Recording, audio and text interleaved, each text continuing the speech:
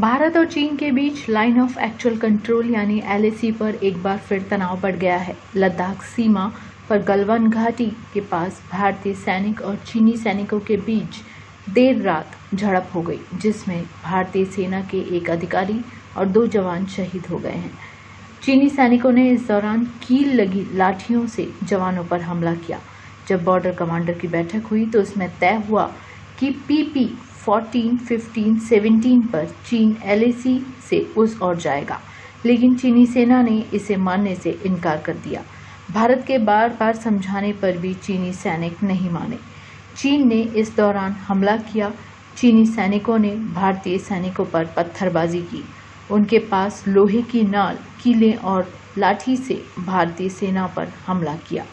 जो अफसर इस मामले को लीड कर रहे थे, उन्हीं पर पथराव किया गया और इस पथराव और झड़प में उन्हें काफ़ी गहरी चोट आई है। इसके बाद चीन ने अब उल्टा भारत पर इल्ज़ाम लगाना शुरू कर दिया है। चीनी विदेश मंत्रालय ने कहा है कि भारत की ओर से घुसपैठ की कोशिश की गई, जिसके बाद दोनों देशों के सैनिकों में भिड़ंत हो गई।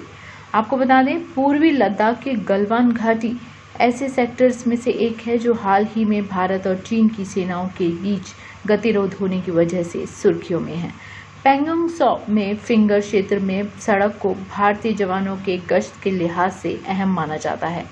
भारत ने पहले ही तय कर लिया कि चीन विरोध के वजह से वह पूर्वी लद्दाख में अपनी किसी सीमावर्ती आधारभूत परियोजना को नहीं रोकेगा।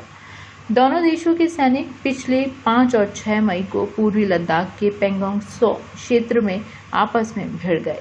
इस घटना में दोनों पक्षों के सैनिक घायल हुए थे।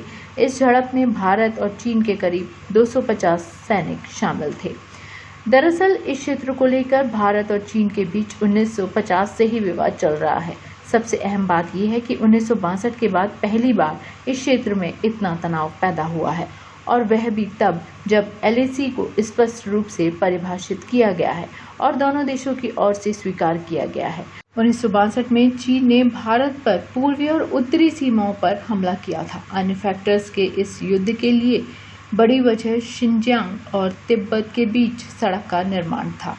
यह राजमार्ग आज G219 के रूप में जाना जाता है। इस सड़क का लगभग 179 किलोमीटर हिस्सा अक्साई चीन से होकर गुजरता है, जो एक भारतीय क्षेत्र है। भारतीय सहमति के बिना सड़क निर्माण करने के बाद चीन दावा करने लगा कि ये क्षेत्र उसका है। चीन लगातार भारत के इलाके पर अपना अधिकार जताता रहा है। अक्साई चीन का ये इलाका तिब्बती पठार के उत्तर पश्चिम में है। ये कुनलुन पर्वतों के ठीक नीचे का इलाका है। अगर ऐतिहासिकता से देखा जाए तो ये इलाका भारत को मध्य एशिया से जोड़ने वाली सिल्क रूट का हिस्सा था। सैकड़ों सालों तक ये मध्य एशिया और भारत के बीच संस्कृति, बिजनेस और भाषा को जोड़ने का माध्यम रहा। अक्साई चीन लगभग 5000 मीटर ऊंचाई पर स्थित एक नमक का मरुस्थल है। इसका क्षेत्रफल 42,685 वर्ग किलोमीटर है। ये इलाका निर्जन है, यहाँ स्थायी बस्तियां नहीं हैं। 1959 तक चीन का जो दावा था, उसकी तुलना में सितंबर 1962 में वह पूर्वी लद्दाख में और अधिक क्षेत्र पर दावा दिखाने लगा। नवंबर 1962 में युद्ध समाप्त होने के बाद चीनियों ने अपने सितंबर 1962 के दावे लाइन की तुलना में भी अधिक क्षेत्र पर कब्जा कर लिया।